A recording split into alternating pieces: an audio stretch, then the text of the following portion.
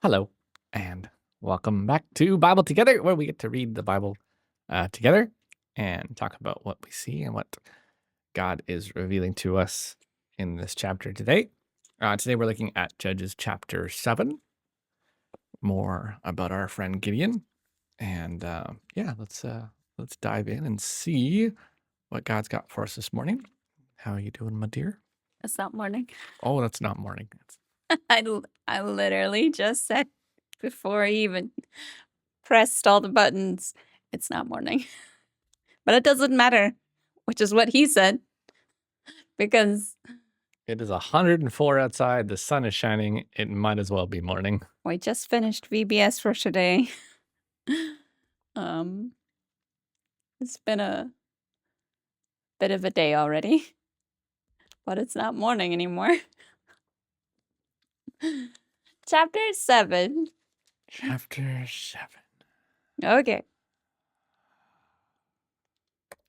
So, Jerubbaal, that is Gideon, and his army got up early and went as far as the spring of Herod. The armies of Midian were camped north of them in the valley near the hill of Moreh. The Lord said to Gideon, "You have too many warriors with you. If I let all of you fight the Midianites, the Israelites will boast to me that they saved themselves by their own strength. Therefore, tell the people, whoever is timid or afraid may leave this mountain and go home." So 22,000 of them went home, leaving only 10,000 who were willing to fight. But the Lord told Gideon, "There are still too many. Bring them down to the spring, and I will test them to determine who will go with you and who will not." When Gideon took his warriors down to the water, the Lord told him, "Divide the men into two groups. In one group, put all those who cup water in their hands and lap it up with their tongues like dogs. In the other group, put all those who kneel down and drink with their mouths in the stream." Only 300 of the men drank from their hands. All the others got down on their knees and drank with their mouths in the stream. The Lord told Gideon, "With these 300 men I will rescue you and give you victory over the Midianites. Send all the others home." So Gideon collected the provisions and ram's horns of the other warriors and sent them home. But he kept the 300 men with him. The Midianite camp was in the valley just below Gideon. That night the Lord said, "Get up, go down into the Midianite camp, for I have given you victory over them. But if you are afraid to attack, go down to the camp with your servant Purah. Listen to what the Midianites are saying, and you will be greatly encouraged. Then you will be eager to attack." So Gideon took Purah and went down to the edge of the enemy camp. The armies of Midian, Amalek, and the people of the east had settled in the valley like a swarm of locusts. Their camels were like grains of sand on the seashore, too many to count. Gideon crept up just as a man was telling his companion about a dream. The man said, "I had this dream, and in my dream a loaf of barley bread came tumbling down into the Midianite camp. It hit a tent, turned it over, and knocked it flat." His companion answered, "Your dream can mean only one thing. God has given Gideon, son of Joash, the Israelite, victory over Midian and all his allies."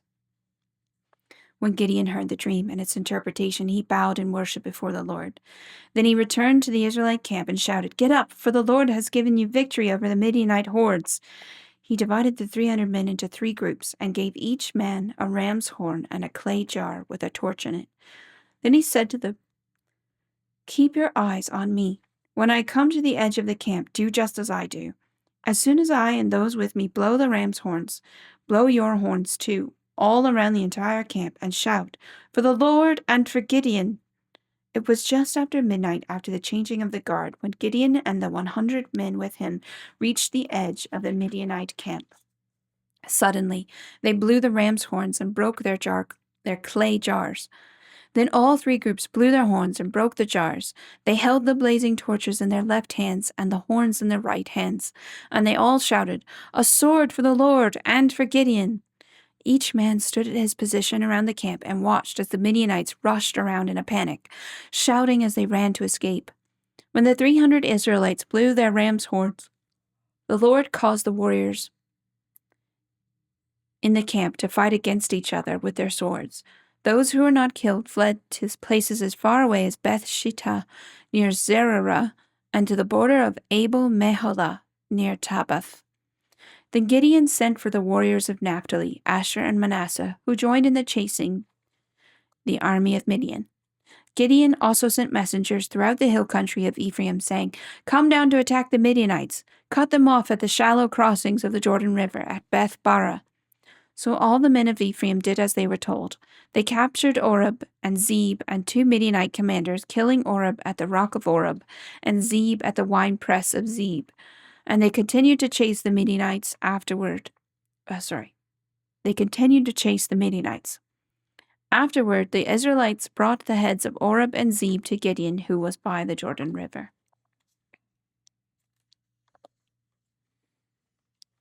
Oops, wrong one. There we go. Well,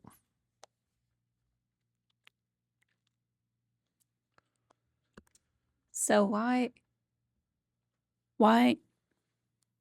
does it sound different? Oh, never mind. Why does God break them down? because they'll brag about themselves. But why does he think they'll do that? He knows they'll do that. It's history, omnipotence, I don't know, pick one. No, I know. I'm just asking a leading question. That's where it started. Because they do it all the time. Oh, they do it all the time. But you have too many warriors with you. What? Wasn't there a king who goes around bragging about how great his kingdom is, and then God just strikes him down right there? Yeah. There is somebody. One of the Babylonian kings, right? Yeah. Well, are you talking about Nebuchadnezzar? I think also Nebuchadnezzar, and then I think there's like a northern kingdom king. Nebuchadnezzar definitely brags about everything, and then he's like a wild man for 3 years or something like that, or almost 3. It's a while. It's a while. It's like there's a very specific time. It's not 3 years. I think it's like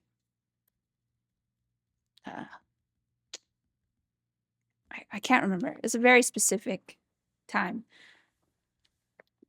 But I think they're right. I think there is somebody who is struck dead as far as kings go. But Gideon doesn't say. This is the weird thing about Gideon. Like, he's the one who tested him with the fleece and all that. But he doesn't say, like, are you serious? Because it says later that there's so many people that it talks about how many camels they have, right?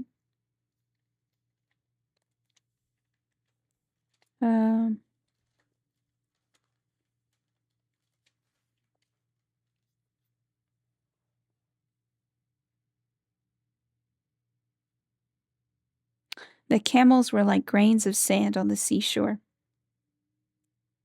It was the armies of Midian and Amalek. So I don't really know how many people that is, but whenever they compare it to sand, that's a lot. They compare a lot of things to how many grains of sand there are, which is just their way of saying a whole lot. Yeah. Mostly because they can't count it. Yeah, too many to count. So they're coming up against an army with too many to count. And God says, you have too many. Yeah. And they break it down like, is it 2 or 3 times? Down to 10,000, then down to 300. Whoever is too timid. Whoever is timid or afraid. And this is the number that's shocking to me is like, usually I think most people interpret like, as a man, it's your responsibility to defend your home and your family, and so therefore you have to go to war, right? But 22,000 of them, which is totally, yes, they're timid, they're afraid. But 22,000 of them were willing to say that. So I'm going to go home. Yeah. That's surprising because I think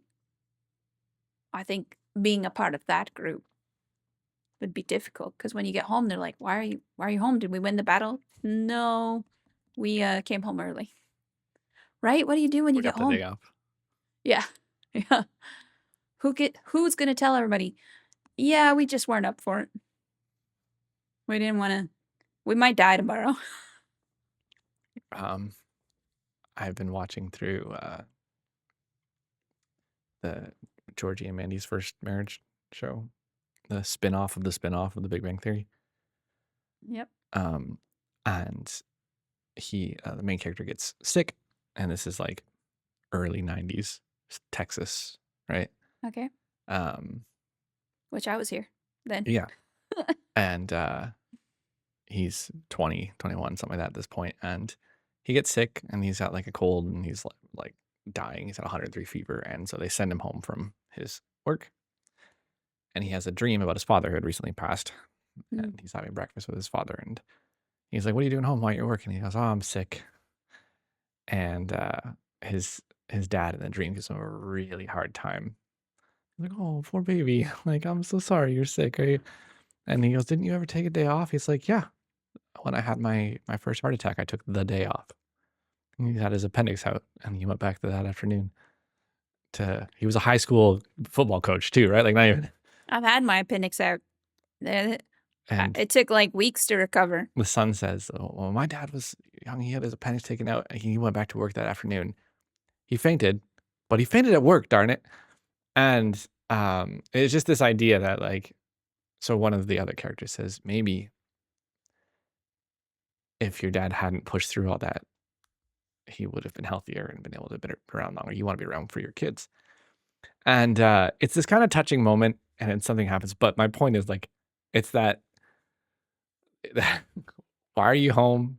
Well, I don't want to go to war. Like, oh, Muffin, you don't want to get hurt. You don't want to get hurt with a little sword. Like, get back out there and go do your job.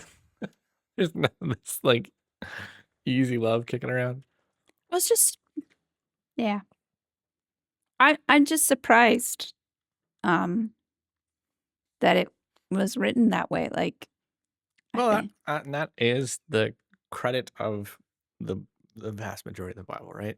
Yeah. How much of it is written down that are just abject I'm failures? just surprised there's not more character failures, national failures, political failures. There's not more condemnation. Like, I'm sure there was, but I think also these aren't professional military men, right? No, like, no, they're just people. I think at this point, Israel's army is still pretty ragtag. Yeah. So we're left with 10,000 who are willing to fight. There's still too many. There's still too many. Bring them down to the spring, and I will test them. And so it's two groups. Ones who cup their hands to drink, and the other group, which is insane to me, drinks from the water like an animal, gets down on their knees. I'm so thirsty. I don't have time to, like, stick your whole face in the make water. sure there's no fish or debris or anything. I'm just going to open up and just start feasting on all the bacteria, the krill. So it's not like your hands are like whale style sifting that, but like still like straight into the water. It's efficient. You know how much water you lose every time you lift your hands up? I've heard a lot of sermons and a lot of studies about this particular passage. Yeah. And it's one of those things I find really interesting because, like, it is, I think in the context of this chapter, it's just showing that God is using pretty much whatever he wants to get Israel to get to a point where they're aware that he's doing all the work for them. Mm-hmm. But I've heard tons of sermons about this. I've heard people make the case that, like, one of these methods was more shameful, and he kept the more shameful of the people to even greater heighten his thing. I've heard that it's got something to do with you're not when you're cupping and you're lifting the water to your face, you're constantly looking around for enemies, and so you're not really trusting God. So, but if you put your face fully in the water, you know God's watching over you versus like He if you're kept the bringing it people to with your the cup face. hands. I thought it was the other way around. No, he keeps the cup people. Or maybe the sermon's about like being at the watch. I don't know. But like I've heard tons of different things about this. I don't think any of them matter. And I don't think any of them are there's any way of knowing they're correct. I don't think that either of these two things were particularly odd. They were just different methods. And he's like, look, send your people to go get water. Don't announce to them, hey guys, when you go get a drink, I want you to pick one of two ways. Face first, hands first. And they did. Like, it's not like they're introduced to this. This is a normal thing, and God's just using it to show. Yeah. Whatever. Yeah. I need 20 people. Yeah. I think so. I really enjoy Asian culture, like all kinds of culture. Are they face drinkers? Is that where we're going with this? No, come on. So, the Japanese, for instance, they use chopsticks, and you can't. There are things that you do with chopsticks, and if you can't just leave them. If you lie them down in certain ways, it's rude. And so it just reminded me of that because there's two different. And if you're not aware of it, you could be terribly rude just by putting your chopstick down wrong. So it's just, yeah. I don't think there's a wrong. I don't think you should be I don't drinking. think there's a faith lesson in do you put your face in the water or do you lift it? I don't know. No, I'm trying to say, yeah, I guess I didn't. It's just God going, all right, I need less. Yeah. It could have been everybody start marching and whoever you stepped forward with their right foot first stays. Because even in the end, concerning this story, it's not about how many people. It could have just been Gideon, and he would have won it by himself if the Lord wanted him to, because in the end, it says he collected all the ram's horns and all their provisions because they just made a lot of noise and scared them to death, and God made them fight against each other. They killed each other. It wasn't the 300 men. It was God. Had nothing to do with the number. It has everything to do with God. Mm-hmm.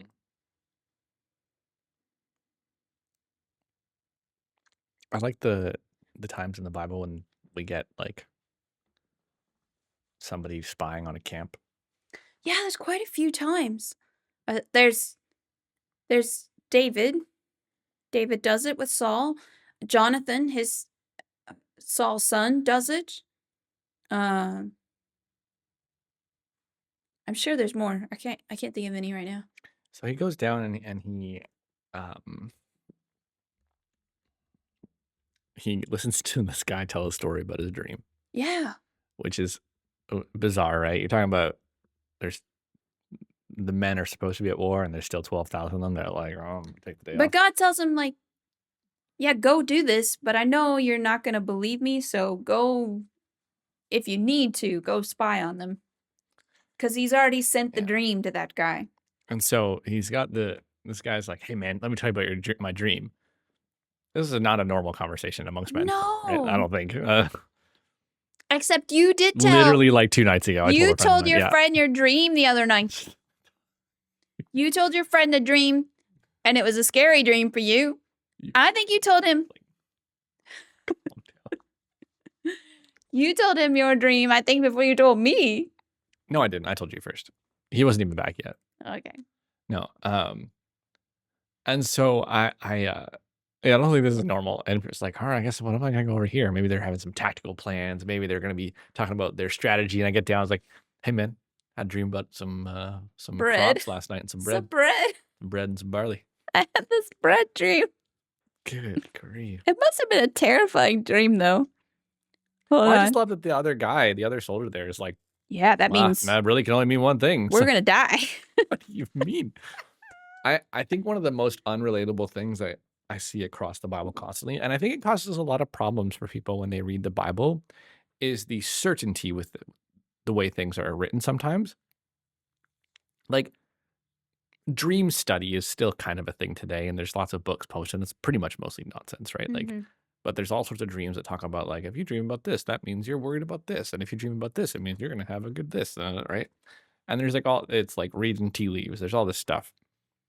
And it's all nonsense, but it's still a thing. And nobody will ever define, I had this dream, which means this for sure. There's always some doubt. There's always some like, yeah, but is it real? But in the Bible, you read stuff, it's like, I had a dream. Oh man. Well, we're doomed. That's what Yeah, that he means. immediately says, this can mean only one thing. And I think, like, because you're reading it in the context of God's setting this to happen, you're like, well, of course he's certain. God's using him to, right? And people go, well, that's not happening anymore. Like, why isn't that happening today? If that's real, why isn't it happening today? I was like, well, it is. Part of it is like we're just disconnected from God's purpose in our life a lot of the time, right? Like, You know what's, yeah. You know what's really sad? Are these two guys. They know. I would like to know what happens, especially to the one who's like, you know what that means? Because clearly he understands what God's doing. Especially when you look at, like, Israel is supposed to have this mission in the world. They're the priesthood of believers. Like, I think a lot of the times we look at world politics today and we look at the Old Testament and we go, well, Israel was God's people and this was them. That was all they were supposed to be. They were God's people. It's like, no, God had a mission for them.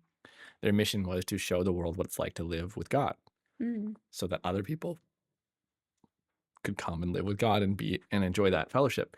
But it's the same as our mission today, to show the world what it's like to live with Christ. But they didn't do it. Not well, not normally. And so things had to change. And we have the Gentiles get invited in, and now we all have this access. But these guys clearly see some fruit of this mission, right? They know that Israel is the bread of God. Israel's got the rising of the Spirit. Like they are the one that God uses in that land. No question. Because this stuff keeps happening. Yeah. Right? We got Gideon and his ragtag group of people who keep causing problems. We got some woman in a tent putting pegs through our generals and kings, right? Sorry, I just thought of the scene from Monty Python. When Dennis is complaining about King Arthur's authority and just like this woman sitting in a pond distributing swords is no basis for a system of government. Okay. Sorry, it just popped into my head. There's a woman in it with a tent peg and she's just going to town on our kings. So sorry, it's funny if you see it. It's not funny if you see it. It's funny if you're in my brain. We're moving on. Okay, So good.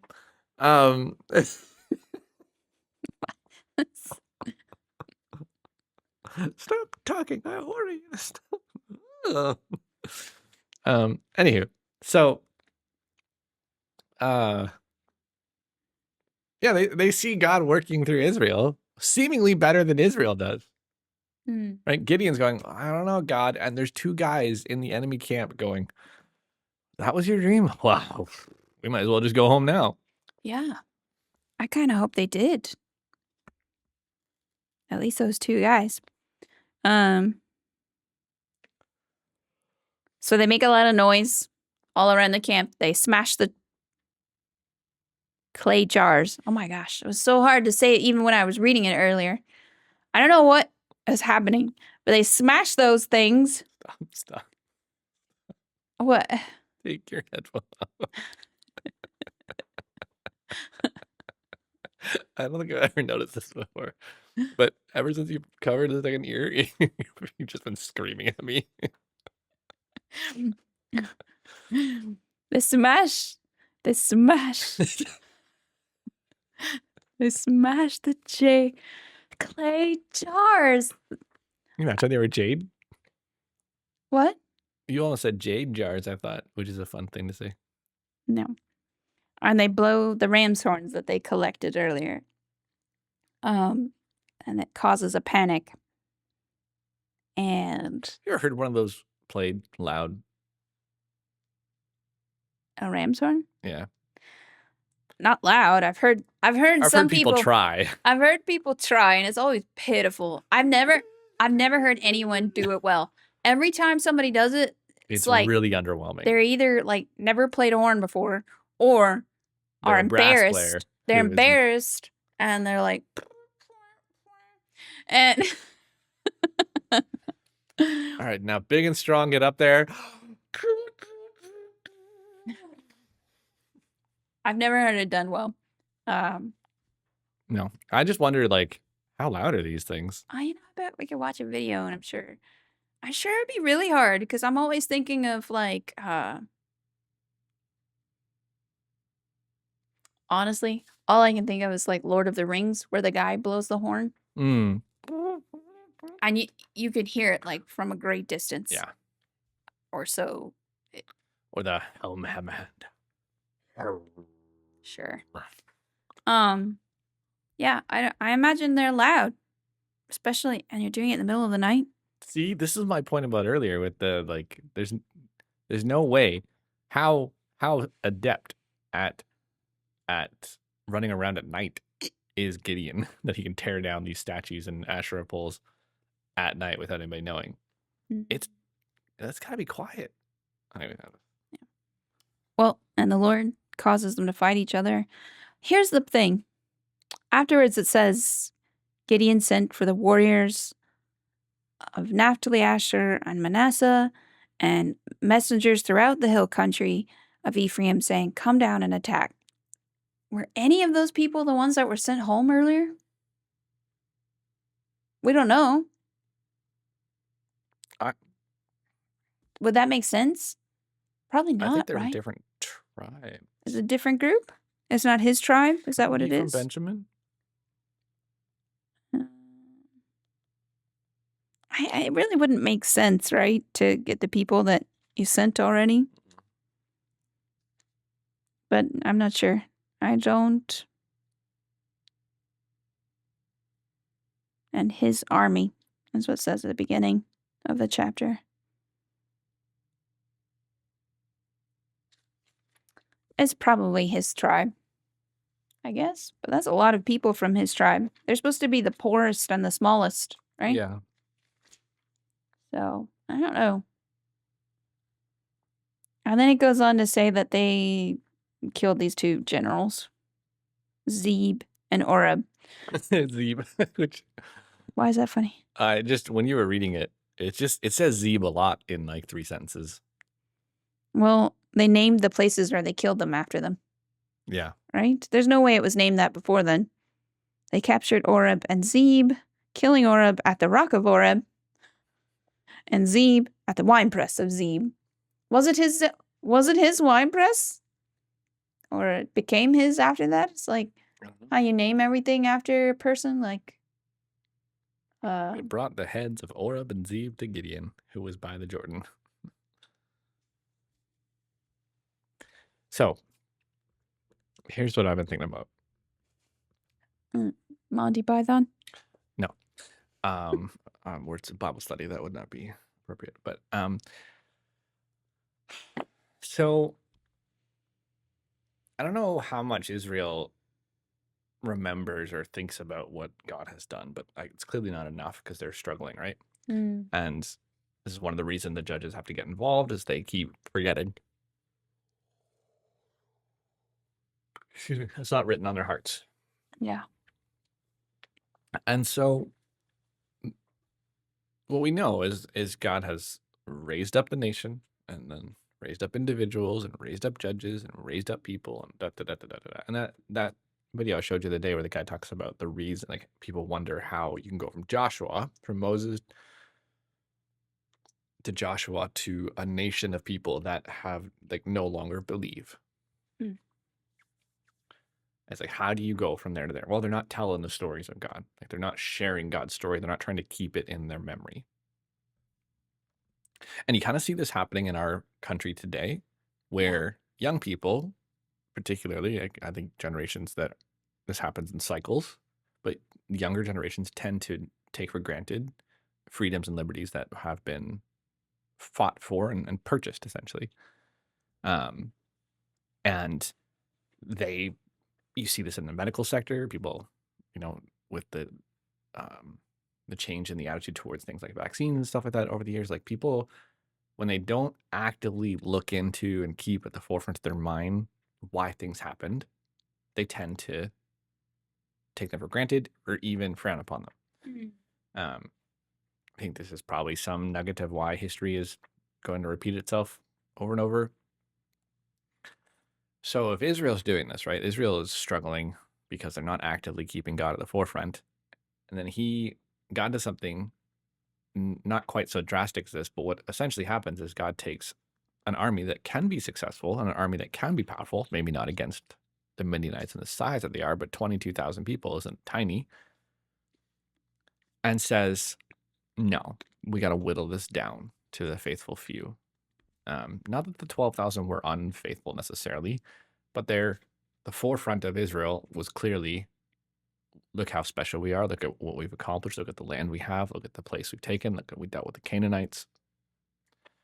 We dealt with the Philistines. And so God says, let's go down and down and down and down. And now Gideon's standing on the edge of a hill with 100 men, and he's breaking jars open. I wonder how often this happens in history, where the predominant movement of the church grows, gets too big for their britches, and then is whittled down by God to a faithful few, and they have to reset. Or the authority and the prosperity of that movement fades because God gives it to somebody else. I'm sure there must be people who've studied that. Oh yeah, it's all over church history. But in our country today, we see a statistical decline in the church. And it's kind of a scary thing to look at, but it's probably a good thing if we're going through a spell of shrinking. It's to try to get rid of the attitude and the hard-heartedness that goes, look at how great our walls are. Look at how great our churches are. Look at how big our tenants is. Look at, and God's going, but the people are lost. Like, none of that matters. Yeah. And so I kind of see this like, all right, let's start with 22,000, let's get down to a few hundred, as what happens throughout church history when we don't remember to put God first. And the only way you do that is you tell the stories and you celebrate the victories. Yeah.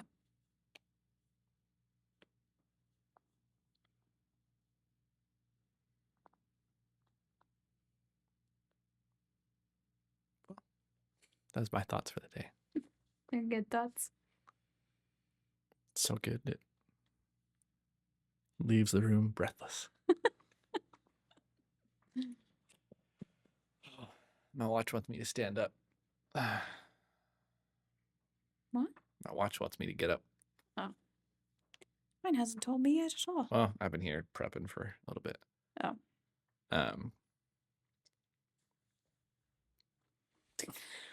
Yeah. I think it's a good chapter. It's interesting. If you want to know what a horn sounds like, it's well worth your time to watch Lord of the Rings. I'm sure you can find an actual shofar sound. Shofar. S-H-O-F-A-R. Shofar. But why when you can watch Lord of the Rings? Yep. Okay. Because it's only in, I guess the horn sound is kind of in, isn't it all of them? There's a horn in everyone for sure.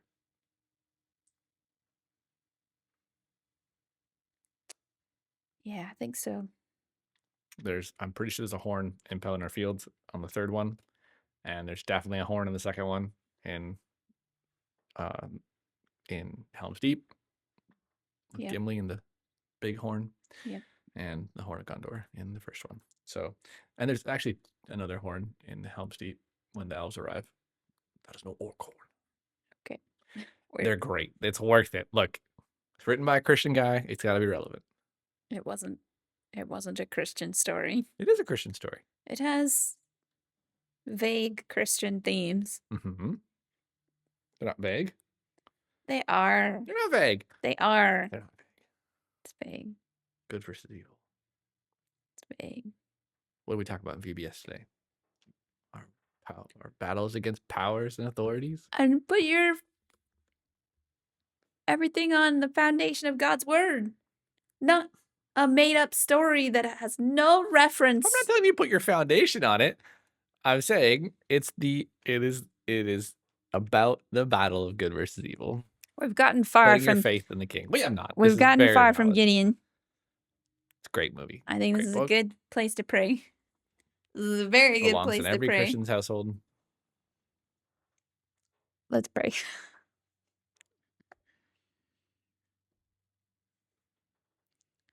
Thank you, Heavenly Father, for this day, for time to teach your word to the children of our core, and for us to go over Gideon together. Lord, thank you for this time. Thank you for your word. Thank you for your goodness and your mercy, and that we can talk about all of these things, Lord. Lord, we love you. We love your Son, and it's in his name I pray. Amen. Well, that's all for today. Mhm. Hope you have an opportunity to read the Bible with somebody in your life. It's fun and it's easy.